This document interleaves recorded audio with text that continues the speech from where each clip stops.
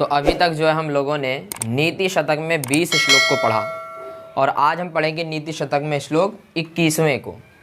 और यह भी श्लोक जो है अनुष्टुप छंद में है। इससे पहले वाला छंद वसंत तिल का था और ये अनुष्टुप है। तो पहले इस श्लोक को एक बार बोलते हैं और उसके बाद समझते हैं। जयन्ति ते सुकृतिनो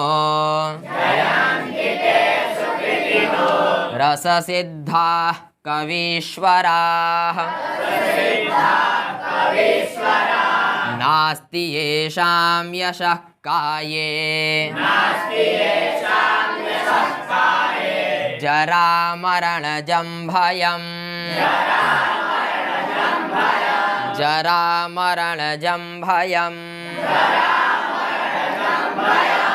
यह भी श्लोक जो है विद्वत पद्धति का है। अब इसमें भर्तृहरि जी कह रहे हैं, विद्वान के बारे में ही बताएंगे अगर विद्वत पद्धति का श्लोक है तो। देखिए क्या कह रहे हैं, कह रहे हैं ते का अर्थ होता है वे, ते मतलब वे। और फिर आगे कह रहे हैं सुकृतिनो। क्या कह रहे हैं? सुकृतिनो। वास्तव में शब्द है सुकृतिनः, विसर्ग को ओ हो गया है क्योंकि आगे हश प्रत्याहार है, सूत्र है हशीचा। समझ गए कि नहीं? तो ते सुकृतिनः, सु का अर्थ होता है सुंदर, ठीक है, और जिसके कर्म सुंदर हों उसको सुकृतिनः कहते हैं। अर्थात सुकृतिनः का अर्थ हुआ पुण्यात्मा। भाई अच्छे कर्म जो करेगा वही पुण्यात्मा कहलाएगा कि नहीं? तो सुकृतिनः अर्थात पुण्यात्मा। समझे कि नहीं?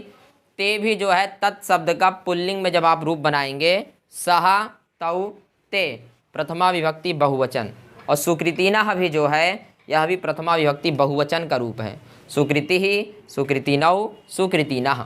समझ गए कि नहीं? तो कह रहे हैं ते सुकृतिनः, वे पुण्यात्मा। और आगे कह रहे हैं रस सिद्धाः। क्या कह रहे हैं? रस सिद्धाः। रस अर्थात वीर रस, हास्य रस, श्रृंगार रस इत्यादि जो रस होते हैं उनमें जो क्या हो, सिद्ध हो, अर्थात निपुण हो। समझे कि नहीं? जो सभी रसों में क्या हो, निपुण हो। ऐसा कौन? ऐसा कह रहे हैं कवीश्वराः।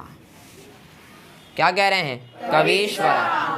कवि अर्थात विद्वान, ठीक है, और ईश्वर का अर्थ है श्रेष्ठ, अर्थात श्रेष्ठ कवि। समझे कि नहीं? तो अर्थ हुआ वे पुण्यात्मा, सभी रसों में निपुण, श्रेष्ठ कवि। ऐसे कवियों का क्या होता है? तो कह रहे हैं जयंती। यह भी जी धातु का रूप है। जी धातु प्रथम पुरुष बहुवचन में बनता है, जयति जयतः जयंती। तो पूरा पहला लाइन बहुवचन में है। ते भी बहुवचन, सुकृतिनः भी, रस सिद्धाः भी, और कवीश्वराः भी, और जयंती यह क्रियापद भी क्या है? बहुवचनांत है। ठीक है कि नहीं? तो कह रहे हैं जयंती, उनकी हमेशा क्या होती है? जय होती है। किसकी?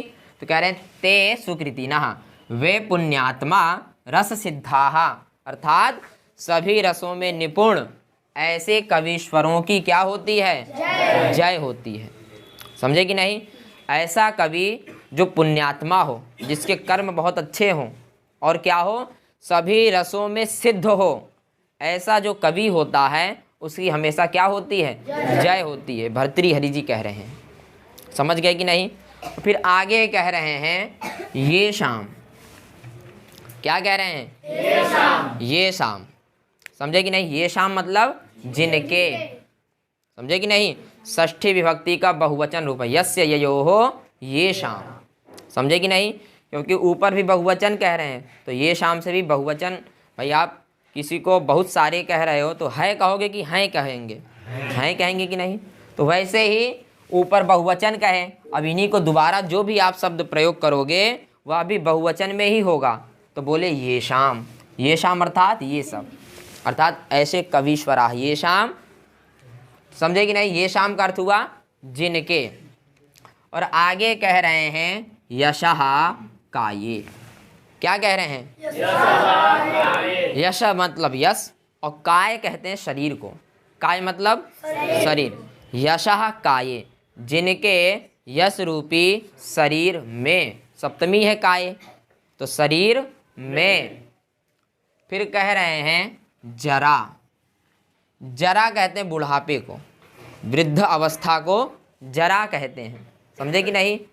और फिर आगे कह रहे हैं मरण, मरण अर्थात मृत्यु, मरण मतलब मृत्यु।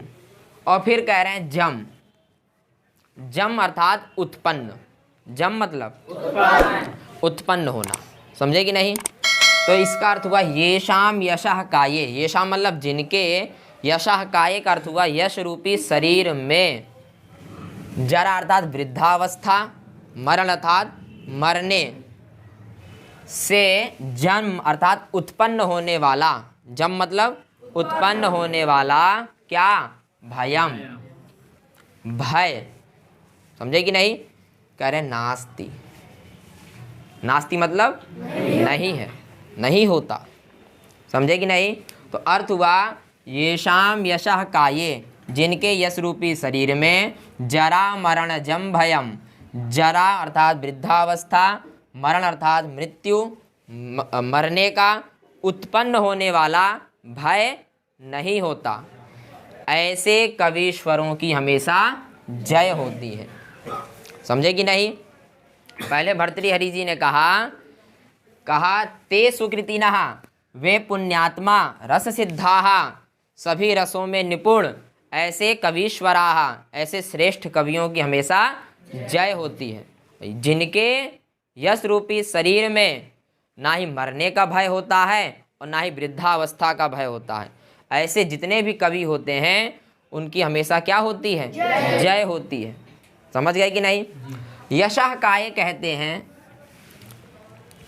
ऐसे कौन भाई कवि हैं जिनका अभी भी शरीर हो, क्या वेदव्यास जी का है, कालिदास जी का है, शरीर नहीं है।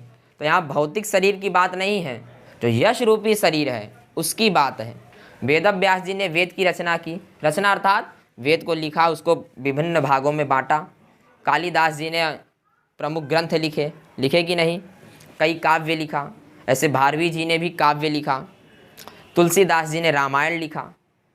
तो ये जो इनका यश रूपी शरीर है वह भौतिक नहीं, वो रामायण रूपी शरीर, काव्य रूपी शरीर, वेद रूपी शरीर, यही शरीर क्या है, यशः काये है, समझे कि नहीं। जैसे भर्तृहरि जी हैं, आप सभी नीति शतक पढ़ रहे हैं ना, तो भर्तृहरि जी हैं क्या, वो तो नहीं, भौतिक शरीर नहीं है, लेकिन उनके श्लोक है ना, तो यही यशः काये है, यही क्या है, यशः काये, यही यश रूपी जो शरीर है जिनको आप पढ़ रहे हैं, जिन श्लोकों को, क्या ये कभी मर सकता है, क्या यह कभी बूढ़ा हो सकता है, हैं? आप इस श्लोक को पढ़ रहे हैं, ये कभी मर सकता है क्या। अगर मर गया होता तो भर्तृहरि जी कितने पुराने, तो आज ये श्लोक होता नहीं होता। तो वही कह रहे यशः काये, ये जो यश रूपी शरीर है, ना ही इसको मरने का भय होता है और ना ही इसको बूढ़े होने का भय होता है। ऐसे जो कवीश्वर हैं उनकी हमेशा जय होती है, समझे कि नहीं। अर्थात भर्तृहरि जी इस श्लोक के माध्यम से समझाना चाहते हैं, वे पुण्यात्मा जो सभी रसों में निपुण हैं, ऐसे कवियों की हमेशा जय होती है, जिनके यश रूपी शरीर में ना ही वृद्धावस्था का भय होता है और ना ही उनको मरने का भय होता है। ऐसे जो कवि होते हैं उनकी हमेशा क्या होती है, उनकी हमेशा जय होती है। इसीलिए आप भी यदि अपना जय चाहते हैं तो क्या करिए, कवीश्वर बनिए। क्या बनिए, कवीश्वराः, श्रेष्ठ कवि बनिए, श्रेष्ठ विद्वान बनिए। यदि आप श्रेष्ठ विद्वान हो जाएंगे तो आपका भौतिक शरीर रहे या ना रहे, लेकिन यश रूपी शरीर आपका हमेशा विद्यमान रहेगा, समझ गए कि नहीं। जैसे आज भर्तृहरि जी का यश रूपी शरीर हमारे मध्य में विद्यमान है, जैसे वेदव्यास जी विद्यमान हैं, या तुलसीदास जी विद्यमान हैं, वाल्मीकि जी विद्यमान हैं, कालिदास जी विद्यमान हैं, भारवी जी विद्यमान हैं, मम्मट जी विद्यमान हैं, इत्यादि जो कवीश्वराः हैं उनका यश रूपी शरीर आज भी हमारे मध्य में विद्यमान है और आगे भी क्या रहेगा, विद्यमान रहेगा। क्यों, क्योंकि ये यशः काये है, ना ही ये मर सकता है और ना ही यह बूढ़ा हो सकता है। और ऐसे शरीरों की क्या होती है, हमेशा जयंती, उनकी हमेशा जय होती है। तो यह श्लोक आप लोग समझ गए, तो बस आज के लिए इतना ही।